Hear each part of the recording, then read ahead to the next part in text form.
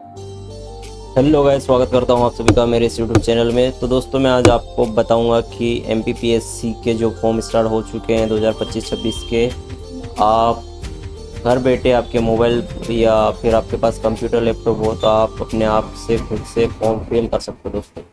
Simply दोस्तों, आपको Google Chrome open कर लेना है। ओपन करने के बाद दोस्तों, एमपीपीएससी की जो ऑफिशियल वेबसाइट है आप उस पर आ जाना है। मैं इसकी वेबसाइट डिस्क्रिप्शन बॉक्स में डाल दूंगा दोस्तों, आप वहां से भी इस पोर्टल पर आ सकते हो दोस्तों। तो चलिए हमें दोस्तों शुरू करते हैं वीडियो को। हमें डालना है मध्य प्रदेश राज्य पात्रता परीक्षा 2025 का। तो यहाँ पे आप नोटिफिकेशन देख सकते हो एप्लीकेशन फॉर्म का। जो स्टार्टिंग डेट है 1 दिसंबर 2025 से 1 जनवरी 2026 तक इसके फॉर्म फिल होंगे दोस्तों। चलिए हम दोस्तों फॉर्म को शुरू करते हैं। तो हम सामने वाले लिंक पे क्लिक करेंगे, एक्शन पे क्लिक करने के बाद दोस्तों आपके सामने एक पेज ओपन हो जाएगा। पेज ओपन होने के बाद दोस्तों यहाँ पे एक नोटिफिकेशन है, आपको यहाँ पे चेक कर लेना है, एक बार पढ़ लेना है। जो भी क्वालिफिकेशन वगैरह का सब्जेक्ट वगैरह कौन कौन से उसमें आप देख सकते हो दोस्तों। चलिए हम आगे बढ़ते हैं। हमने पढ़ लिया है तो हम यहाँ आई एक्सेप्ट पे क्लिक करते हैं और यहाँ पे आपका फॉर्म ओपन होके आ जाएगा दोस्तों। हमें इसी फॉर्म को फिल करना है दोस्तों। तो चलिए दोस्तों, वीडियो को पूरा देखिए तभी आपको समझ में आएगा। तो दोस्तों हम यहाँ पे सब्जेक्ट चॉइस कर लेंगे दोस्तों कि आपको एमपी सेट का जो एग्ज़ाम है कौन से सब्जेक्ट से डालना है। आप यहाँ पे सब्जेक्ट चॉइस कर लिए दोस्तों। और यहाँ पे नेक्स्ट स्टेप में पूछ रहा है पोस्ट ग्रेजुएशन में आपका सब्जेक्ट कौन सा है। अगर आपने हिंदी से ही किया है तो हिंदी डाल सकते हो, अगर दूसरे आपके हिसाब से सब्जेक्ट आप चॉइस कर लीजिए दोस्तों।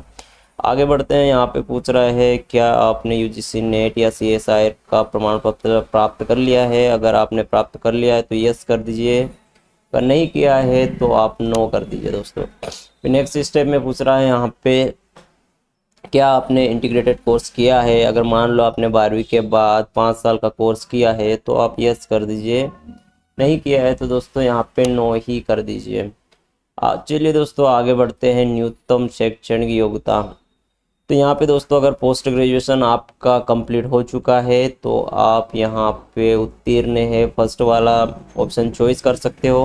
अगर आप का अभी रनिंग में चल रहा है पोस्ट ग्रेजुएशन तो आप सेकंड वाला ऑप्शन चॉइस करके यहाँ पे जो डिटेल मांग रहा है कौन से सेमेस्टर में हो आप, चतुर्थ में हो, तृतीय में हो, तो आप यहाँ पे उसकी जानकारी दे सकते हो दोस्तों। और अगर आपका पोस्ट ग्रेजुएशन कंप्लीट हो गया है तो आप फर्स्ट वाले ऑप्शन को क्लिक कर देना है। ठीक है, आगे बढ़ते दोस्तों। आगे पूछ रहा है क्या अभ्यर्थी ने पीएचडी धारक है। अगर आपका पीएचडी कंप्लीट हो गया तो आप यस कर दीजिए, और नहीं हुआ है तो दोस्तों यहाँ पे नो कर दीजिए। अगला व्यक्तिगत विवरण पूछ रहा है दोस्तों। यहाँ पे आपका नाम डाल दीजिए दोस्तों 10वीं के हिसाब से। यहाँ पे आपका नाम डाल दीजिए, यहाँ पे आपका जेंडर डाल दीजिए दोस्तों, यहाँ पे आपका डेट ऑफ बर्थ डाल दीजिए। जो 10वीं की मार्कशीट पे है दोस्तों वही डेट ऑफ बर्थ यहाँ पे डालना है। 10वीं के हिसाब से जानकारी यहाँ पे देना है। का पापा का नाम डाल दीजिए दोस्तों यहाँ पे। यहाँ आपकी मम्मी का नाम डाल दीजिए दोस्तों। उसके बाद बोल रहा है विवाह से संबंधित विवरण। अगर आपकी मैरिड हो गई है तो आप यस कर दीजिए, अगर नहीं है तो यहाँ सिंपली नो कर दीजिए दोस्तों। अब यहाँ पूछ रहा है मूल सूचना के विवरण देना है दोस्तों। अगर आप अभ्यर्थी मूल निवासी मध्य प्रदेश का है तो आप यस कर दीजिए। अगर श्रेणी पूछ रहा है तो दोस्तों यहाँ पे आपकी कास्ट चॉइस कर ली, जो भी हो, एसटी, एससी, जनरल, ओबीसी, वो डाल दीजिए दोस्तों। और यहाँ पे पूछ रहा है जाति का नाम। यहाँ सब कास्ट आपकी क्या है, जैसे बारेला हो, भिलाला हो, जो भी हो आपके हिसाब से डाल दीजिए दोस्तों। आगे पूछ रहा है दोस्तों जाति प्रमाण पत्र का विवरण देना है। आपका जाति प्रमाण कौन से अधिकारी ने बनाया, उसका पदनाम क्या था। तो बेसिकली एसडीओ ही बनाता है दोस्तों, सब डिविजनल ऑफिसर, तो एसडीओ डाल सकते हैं आप। कौन से डिस्ट्रिक्ट से बना है उसका डिस्ट्रिक्ट डाल दीजिए यहाँ पे। और यहाँ पे आपका आरएस नंबर डाल दीजिए दोस्तों। जो भी आरएस नंबर है यहाँ पे आपका डाल दीजिए। और यहाँ पे दिनांक डाल दीजिए दोस्तों, कौन सी तारीख को बनाया है वो डेट डाल दीजिए। उसके बाद आगे बढ़ते हैं दोस्तों दिव्यांगता का विवरण। अगर अभ्यर्थी विकलांग है, दिव्यांगता है, तो आप उसकी जानकारी यस करके दे सकते हो। अगर नहीं है तो आप नो कर दीजिए दोस्तों।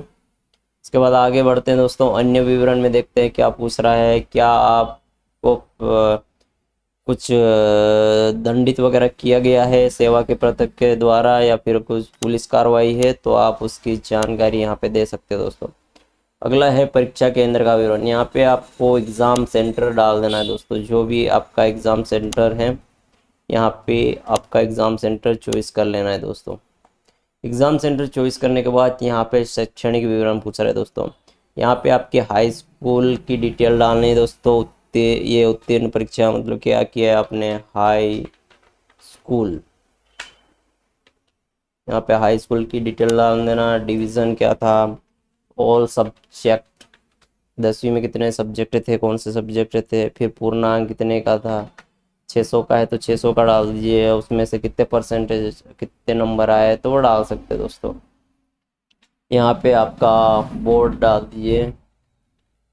और यहाँ पे कौन उत्तीर्ण का वर्ष पूछ रहा है दोस्तों, तो यहाँ पे उत्तीर्ण वर्ष डाल दीजिए जो भी आपका हुआ है उत्तीर्ण वर्ष। और यहाँ पे दोस्तों आपका रोल नंबर डाल दीजिए। रोल नंबर डालने के बाद सेम दोस्तों यहाँ पे 12वीं का डिटेल डाल दीजिए। वहाँ पे हाई सेकेंडरी स्कूल डाल दीजिए। उसके बाद कितने कौन से सब्जेक्ट थे आपका, कितने नंबर थे, पूर्णांक कितने नंबर आए, वो सारा इसमें सेम वैसे ही स्नातक का डाल दीजिए, पोस्ट ग्रेजुएशन का डाल दीजिए। शैक्षणिक विवरण सबमिट करने के बाद अभी आगे वर्तमान पता का, यहाँ पे आपका एड्रेस डाल देना है दोस्तों। जो भी आपका एड्रेस है, खरगोन।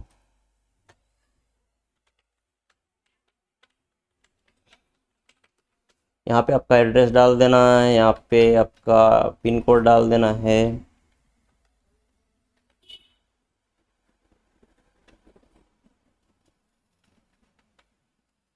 अगर आपका एड्रेस सेम है दोस्तों, स्थायी पता और वर्तमान पता, तो आप सिंपली इस पर क्लिक करके यहाँ पे नीचे भी आपका कॉपी हो जाएगा दोस्तों। यहाँ पे आपका recent passport size photo upload करना। यहाँ पे दोस्तों आपका सिग्नेचर अपलोड करना है। यहाँ आपके सिग्नेचर अपलोड कर देना है दोस्तों। और यहाँ पे टिक कर देना है कि हमें अपनी फोटो अच्छे से दिख रही है। यहाँ पे दोस्तों आप सिंपली आपका मोबाइल नंबर डाल दिए दोस्तों। यहाँ आपकी ईमेल आईडी डाल दो।